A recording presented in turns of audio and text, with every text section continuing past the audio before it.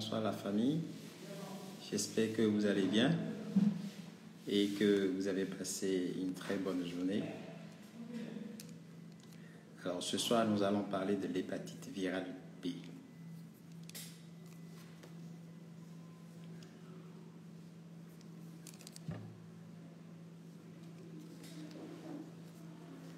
Kumba, bonsoir.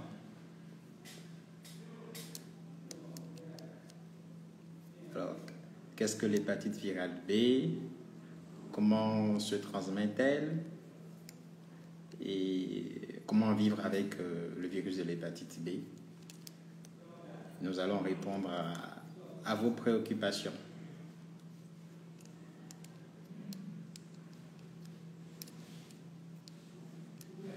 Alors, qu'est-ce que l'hépatite virale B? L'hépatite virale B est une infection par le virus de l'hépatite B. Donc, cette infection se caractérise par une hépatite aiguë d'abord. L'hépatite, c'est une inflammation au niveau du foie. C'est une inflammation au niveau du foie. Isis, bonsoir. Donc, une inflammation au niveau du foie, donc une hépatite aiguë qui est spontanément résolutive au bout, enfin, dans la plupart des cas. Donc, dans 90% des cas, elle est résolutive et elle se manifeste parfois par un syndrome grippal, donc fièvre, des douleurs articulaires, des maux de tête, donc comme une grippe tout simplement, ou parfois elle est asymptomatique, on ne s'en rend pas compte et l'évolution est marquée par soit vous faites une hépatite fulminante,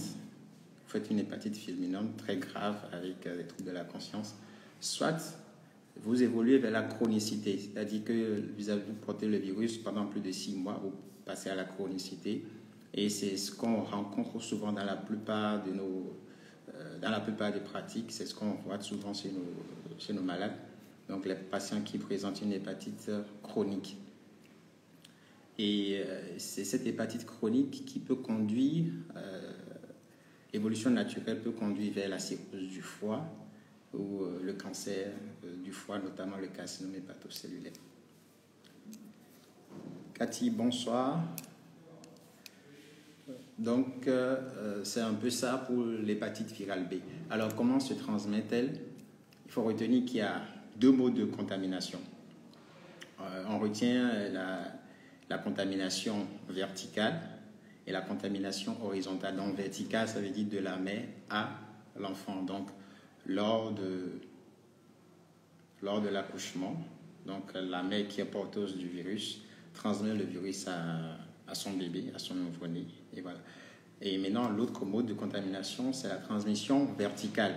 Verticale, ça veut dire entre les individus, donc par voie sexuelle ou par voie sanguine, donc par voie sexuelle lors des rapports sexuels non protégés, par voie sanguine lors des transfusions, mais avec depuis un moment quand même, il y a une sécurité transfusionnelle, même si le risque nul n'existe pas.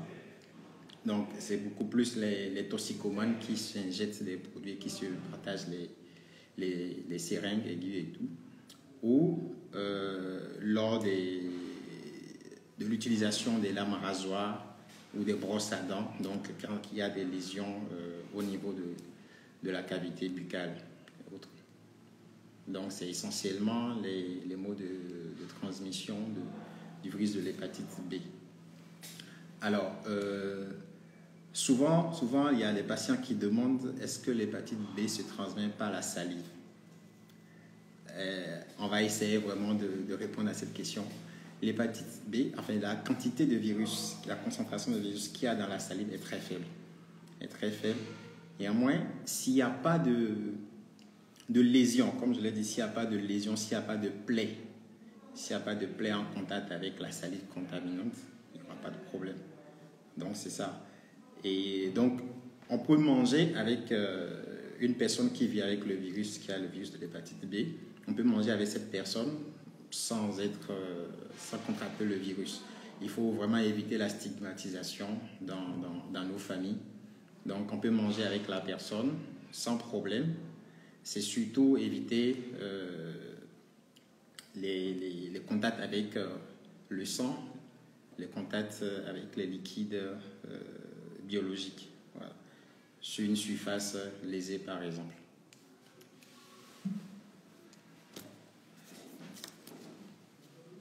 Alors, quand vous avez le virus, quand on détecte le virus de l'hépatite B chez un malade, il y a une batterie d'analyses qu'on demande souvent, ce qui revient parfois cher, il faut l'avouer.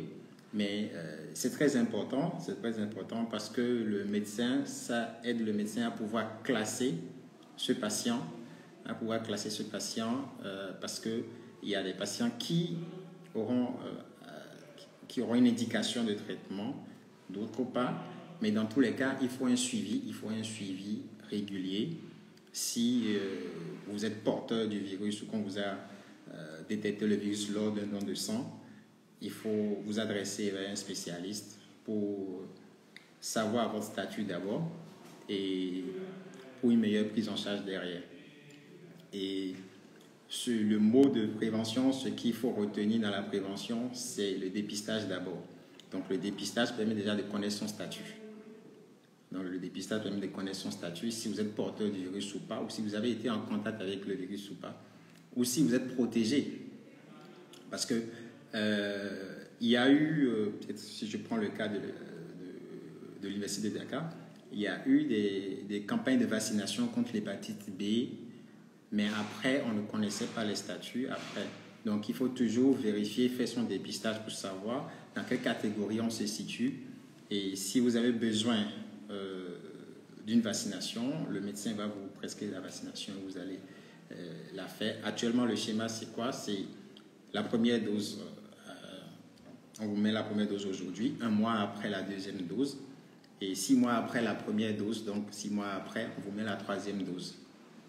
Donc, ce qui fait que vous n'avez pas besoin de rappel pour le vaccin de l'hépatite B. Il n'y a pas besoin de rappel. Sauf si vous êtes insuffisant rénal et que vous êtes souvent dialysé, donc vous êtes un patient à risque. Donc, mais en général, on n'a pas besoin de rappel quand vous suivez correctement ce schéma vaccinal. Alors, j'ai quelques questions. Je vais essayer de répondre aux questions que j'ai reçues aujourd'hui. Néanmoins, vous pouvez poser également vos questions en direct. Hein. On va en parler.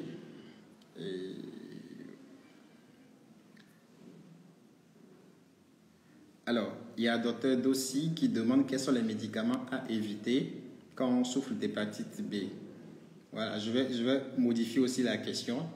Alors, pas seulement médicaments, on va dire, est-ce qu'il y a un régime alimentaire d'abord?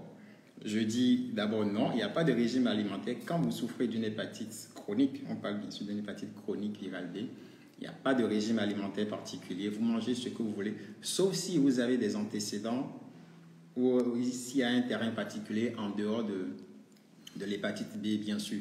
Si vous êtes hypertendu, alors vous suivez le régime sans sel prescrit par le cardiologue. Si vous avez du cholestérol, une dyslipidémie, alors un régime pauvre en graisse. Si vous êtes diabétique, alors un régime diabétique. Donc, mais si c'est seulement l'hépatite B que vous avez, alors il n'y a pas de régime. Il n'y a pas de régime particulier. Vous mangez ce que vous voulez. Vous vaquez à vos occupations. Le plus important, c'est de faire votre suivi, de respecter vos rendez-vous avec le médecin. Maintenant, pour parler des médicaments. Alors, il faut éviter l'automédication quand vous souffrez d'une hépatite virale B. Et la première cause d'hépatite médicamenteuse, c'est le paracétamol. C'est tout bête, mais c'est le paracétamol. Donc, il faudra faire très attention, éviter l'automédication. Donc, si vous allez en consultation pour une autre pathologie, pour un autre symptôme, d'autres motifs, n'hésitez pas à rappeler au médecin que voilà, vous souffrez d'une hépatite B. Et lui, il va en tenir compte. Et si même le médicament peut être utilisé à courte durée, il n'y a pas de problème. Donc, ce qui est sûr, que ça soit sur prescription médicale. Il y a également la phytothérapie qu'il faut éviter. Il faut éviter la phytothérapie. Il faut éviter la phytothérapie et les compléments alimentaires qu'on voit un peu partout, même parfois dans les grandes surfaces, les compléments alimentaires, il faut vraiment les éviter. Donc c'est essentiellement ça.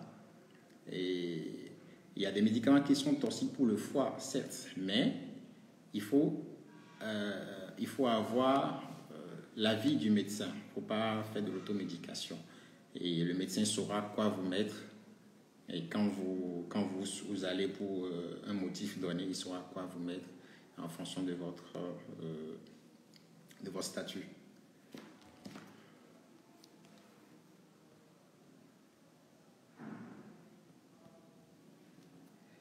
Alors, je vais voir les autres questions.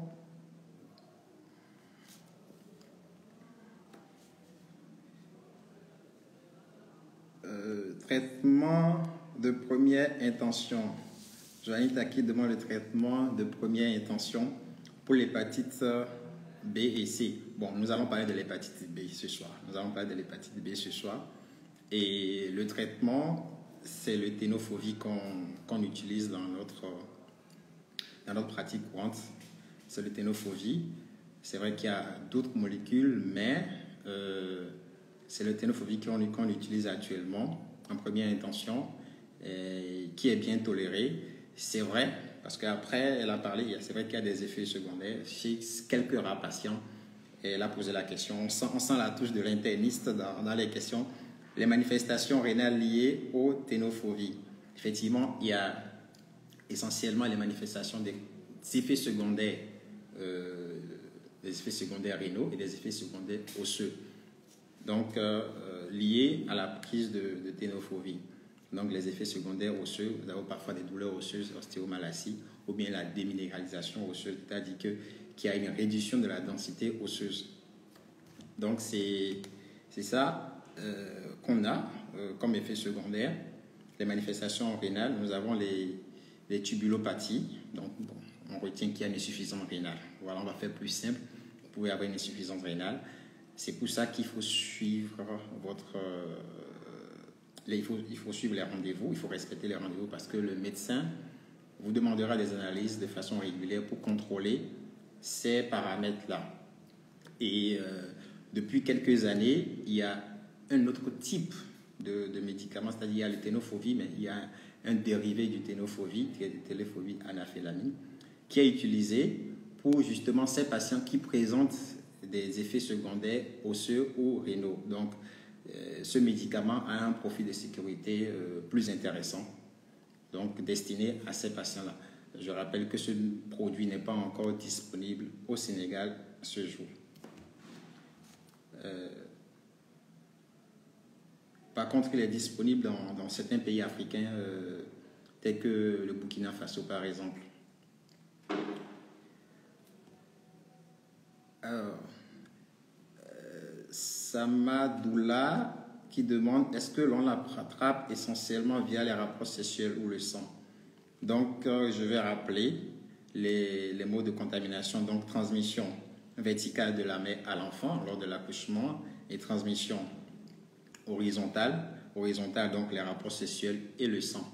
Donc, j'ai parlé également de la salive. Donc, il faut vraiment rester prudent. La salive, vraiment, il y a beaucoup qui pensent que la salive peut propager le virus, mais il y a des conditions.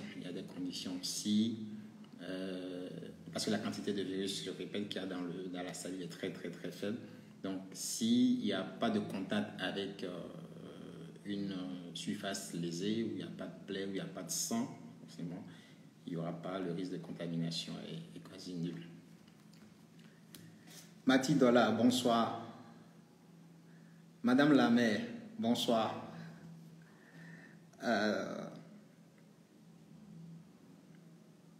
Il y a Dachifal qui demande quelle est l'utilité du foie dans notre organisme.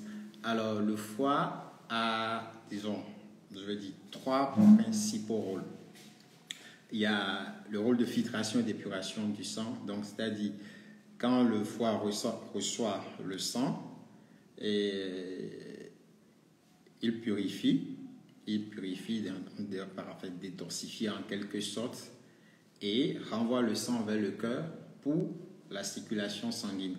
Et nous avons également un rôle de transformation et de stockage au niveau du foie. Essentiellement, on a parlé des médicaments tout à l'heure, donc les médicaments sont stockés à ce niveau-là aussi. C'est pour ça qu'il y a accompagné d'hépatite médicamenteuse. Et troisième rôle, c'est la fabrication de la bile et des protéines, donc c'est la fabrication des protéines qui interviennent dans le métabolisme, donc pour faciliter la digestion, tout simplement.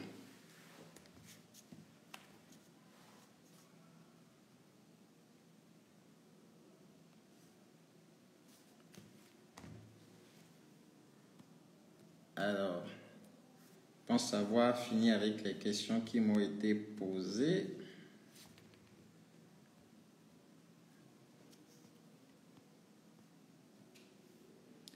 Glacier Chistor, bonsoir.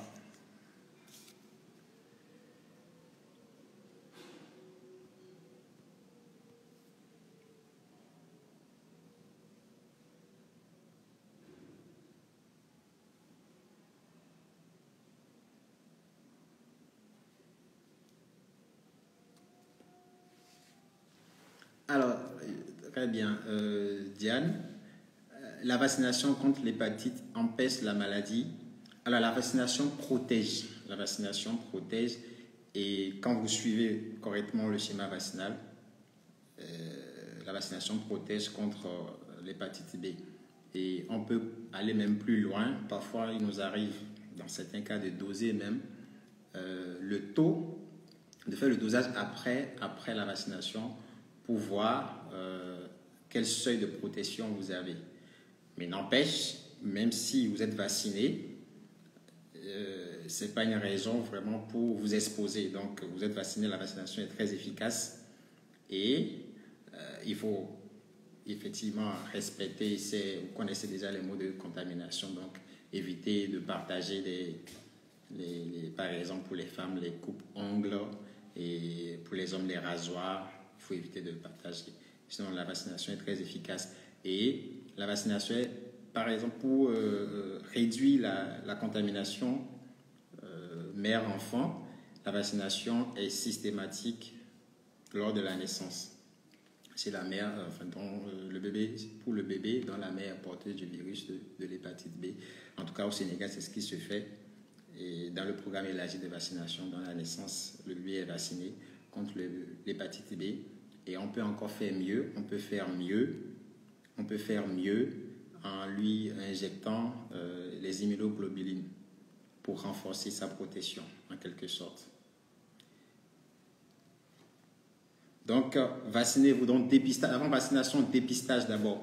Dépistage et vaccination, si indiqué. Mathilde Dolla, quelle est la prise en charge des femmes enceintes atteintes d'hépatite B? Alors, qu'est-ce qu'on fait classiquement quand on reçoit? Souvent, c'est les sages-femmes ou bien les gynécos qui nous adressent ces patients. Qu'est-ce qu'on fait? On fait le bilan déjà pour voir la fonction du foie, pour faire une échographie pour voir le foie. On identifie la charge virale, le type de virus et tout. Et après, ce qu'on fait, à partir du troisième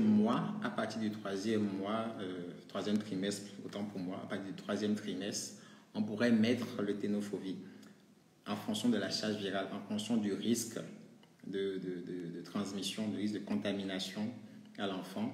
On pourrait mettre le ténofovir justement pour que lors de l'accouchement, que le risque soit très faible et qu'il y ait une surveillance accrue pour que l'enfant soit vacciné et reçoive, si possible, les immunoglobulines.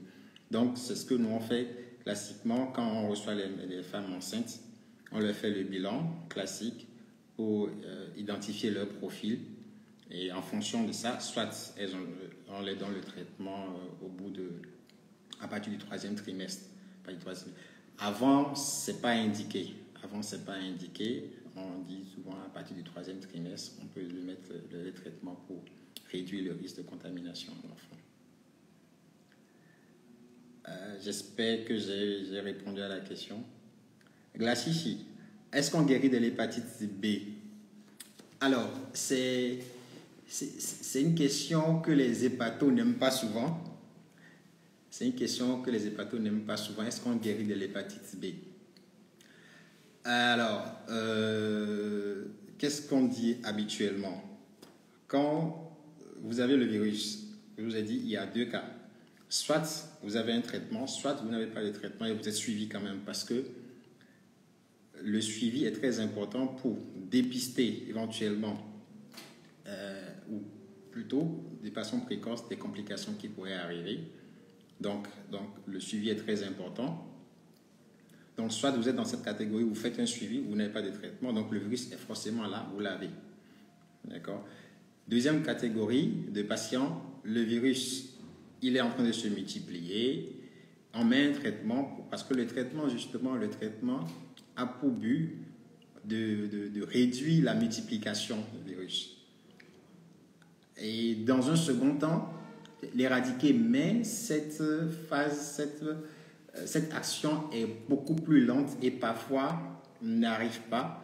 Donc, quand vous avez le traitement, le but c'est de réduire la multiplication, parce qu'en réduisant la multiplication du virus, alors vous n'aurez pas, par rapport aux complications, les complications peut-être ne viendront pas ou seront retardées. Mais dans tous les cas, vous êtes suivi, donc le médecin est alerté. S'il voit, par exemple, si on prend le cas du cancer du foie, par exemple, s'il voit le tout petit nodule, il est averti déjà. Donc, c'est ça. En fait, donc, le virus, une fois que vous l'avez, on a du mal à s'en débarrasser. Donc, voilà.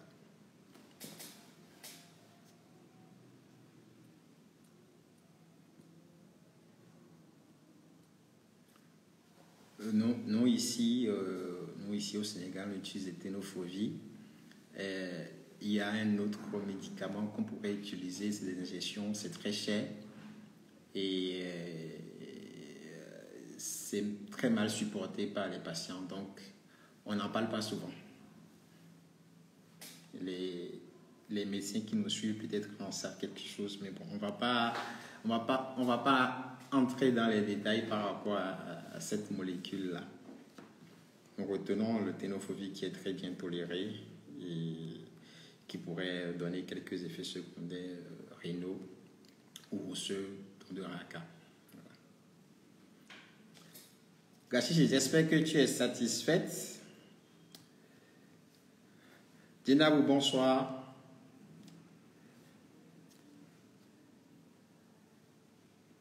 Karim, monsieur le maire, bonsoir.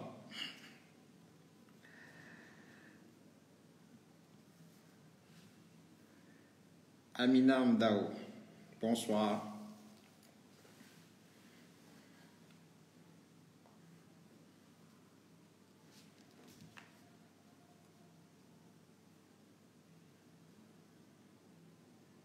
Donc,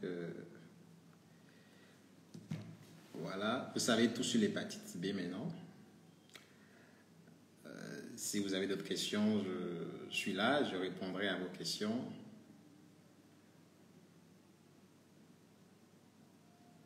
Oui, la réponse fait peur, c'est ça. C'est pour ça souvent on n'aime pas cette question-là. Et on insiste sur la prévention. Donc, prévention, donc dépistage. Dépistage d'abord.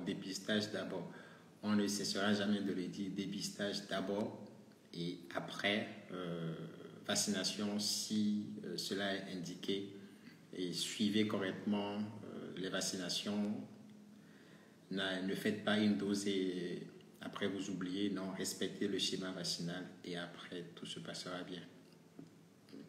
Et je rappelle qu'on est en zone d'endémicité. L'Afrique au sud du Sahara est une zone endémique d'hépatite virale B. Et nous ne passons pas, nous les gastro-entéraux, nous ne passons pas une journée sans recevoir un patient qui souffre d'une hépatite. Donc, il faut vraiment renforcer le dépistage et recommander la vaccination. La vaccination a fait ses preuves dans d'autres pays et c'est très efficace. Donc, c'est le combat actuellement. Donc, d'autant plus que cette vaccination-là est insérée déjà dans le programme élargi de vaccination de l'hépatite B, donc surtout pour les enfants.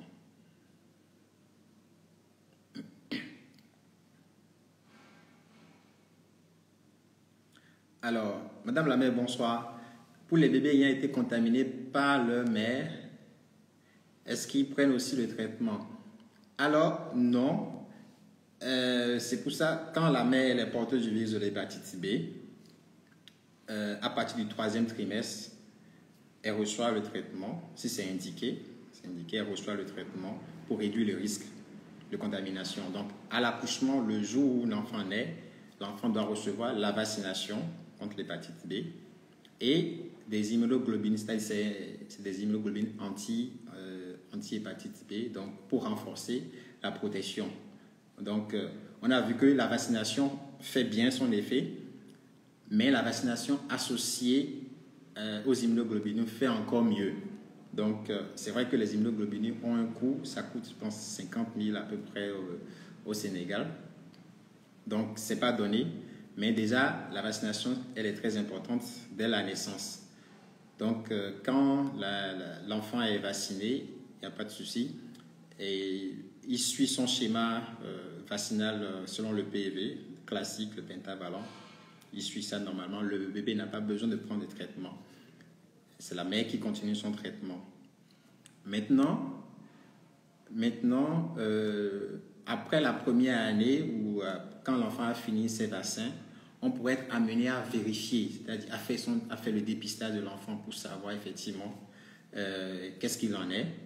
Est-ce que l'enfant est protégé ou pas, ou bien est-ce que quand même le risque était faible au départ, certes, mais est-ce qu'il a été contaminé entre-temps, est-ce qu'il a contracté le virus? Donc c'est un peu ça la stratégie qu'on fait.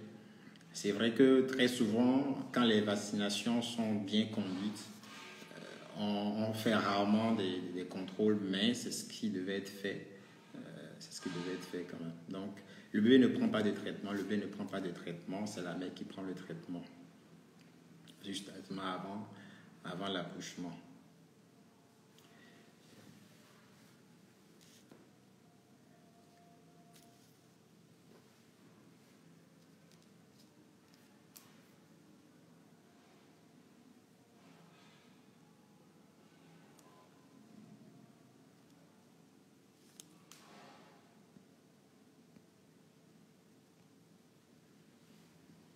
Donc, voilà.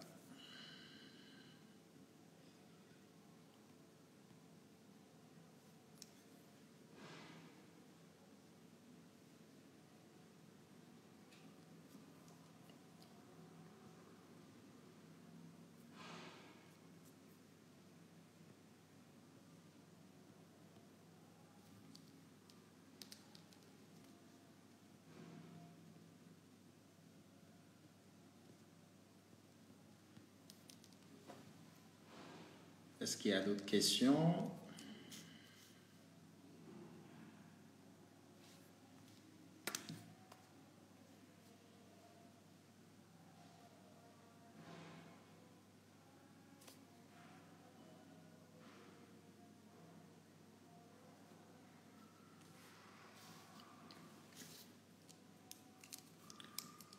Donc, s'il faut retenir un message, c'est dépistage, dépistage, dépistage.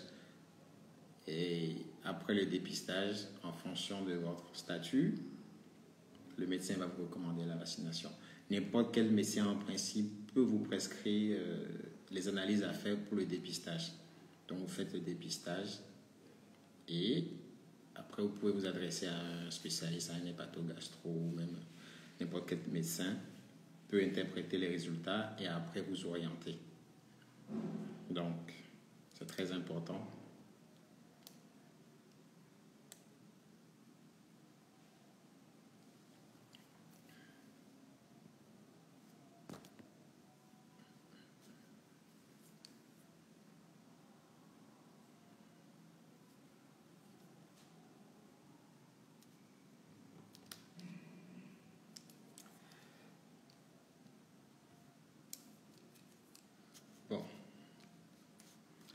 crois qu'il n'y a pas de questions.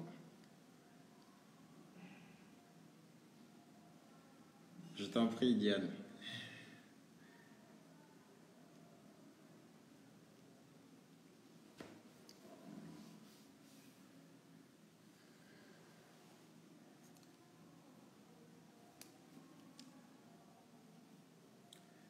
De rien, Matidola.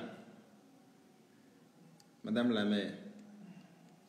La chichi. Je vous en prie.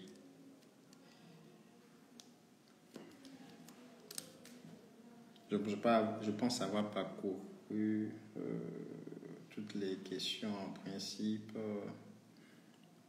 Donc, si vous avez quelqu'un qui souffre de l'hépatite B dans votre entourage, évitez la stigmatisation. Et il y a des effets personnels que la personne doit avoir, mais vous pouvez partager le repas avec cette personne, donc il n'y a aucun souci par rapport à ça.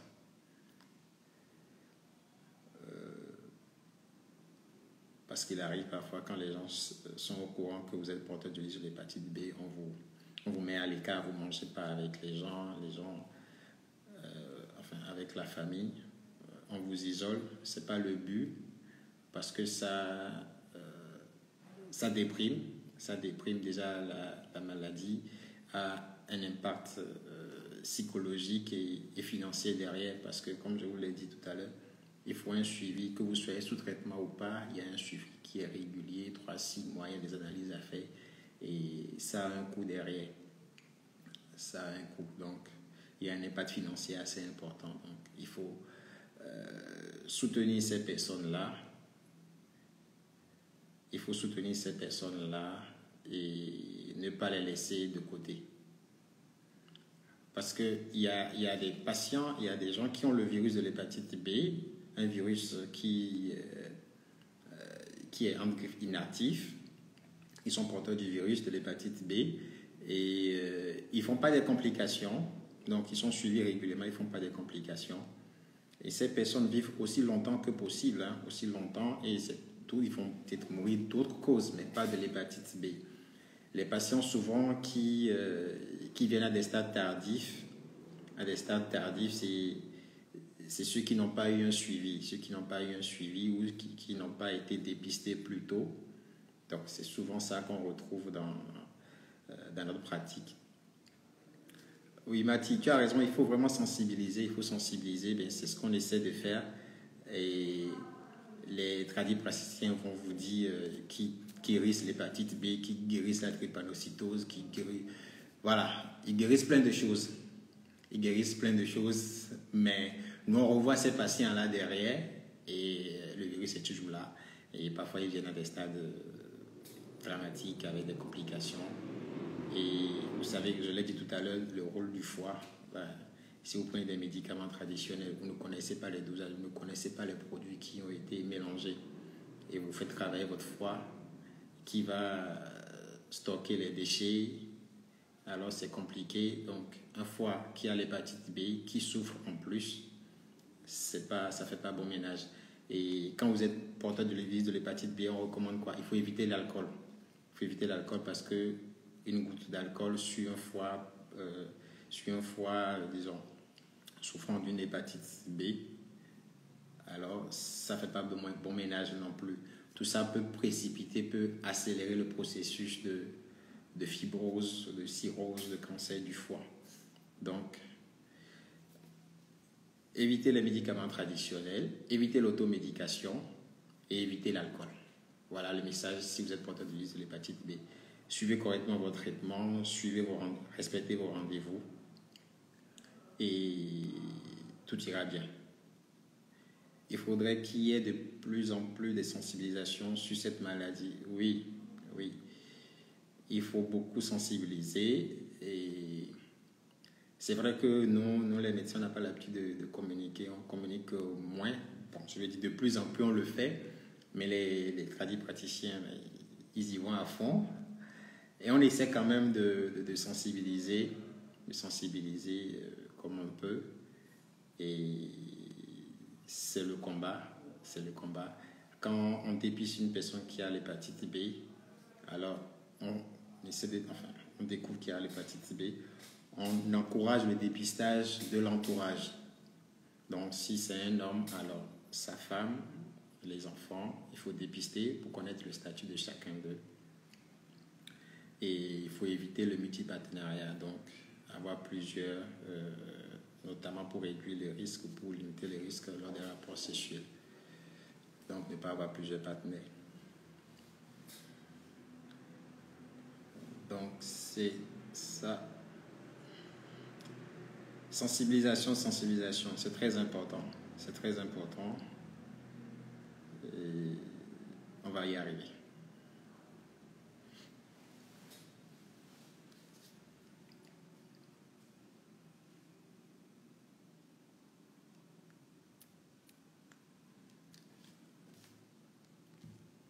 Je crois qu'on a fait le tour.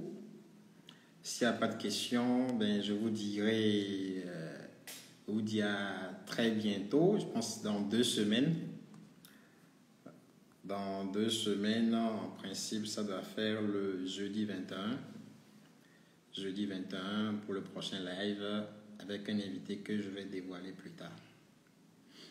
Le thème aussi, vous saurez plus tard. Une surprise pour vous les dames. Voilà, ben, sur ce, je vous souhaite une très bonne soirée et bon début de week-end, je veux dire. Et à très bientôt. Merci à tous ceux qui ont participé, à tous ceux qui ont suivi et participé. Diane, Mathie, Gracia, Glachichi. Et voilà. Bonsoir à Douce Colo. À bientôt et portez-vous bien. Ciao.